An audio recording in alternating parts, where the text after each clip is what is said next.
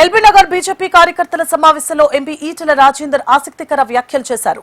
బెంగాల్లో గతంలో 2 ఎమ్మెల్యేలకే పరిమితమైన బీజేపీ ఇప్పుడు అధికారంలోకి రాబోతోంది అన్నారు. అయితే అక్కడ గెలుపుతో ఇక్కడ సంబరాలు చేసుకోవడం కాదు, ఇక్కడ కూడా అధికారంలోకి వచ్చి సంబరాలు చేసుకుందామని ఈటెల పిలుపునిచ్చారు.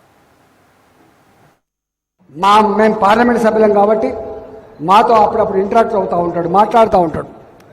What is going on in Telangana, क्या कर सकते हैं वहां पे, कैसा सत्ता में आ सकते, क्या ప్లాన్ करेंगे అనేటువంటి తపన చూస్తా ఉన్నప్పుడు ఇవాళ ఎన్నడో ఒకనాడు ఇవాళ బెంగాల్ 2 ఎమ్మెల్యేలు ఉండే, మనకు 2 ఎమ్మెల్యేలు ఉండే, కుంగిపోలే బెంగాల్లో కొట్లాడినాం కాన్స్టాంట్గా. 78 మంది ఎమ్మెల్యేలు గెలిపించుకున్నాం. 2 ఎమ్మెల్యేలు ఉన్న బెంగాల్లో 78 మంది ఎమ్మెల్యేలు గెలిపించుకున్న రెండోసారి.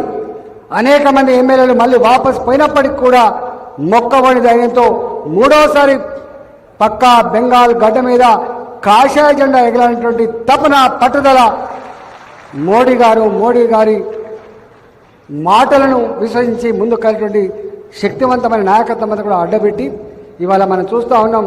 రేపు బెంగాల్లో వికసించేది కమలం మాత్రమే, ఎగిరేది కాషాయ జెండా మాత్రమే అనేటువంటి భావన ఇవాళ అన్ని సర్వేలు కూడా వస్తూ ఉంది.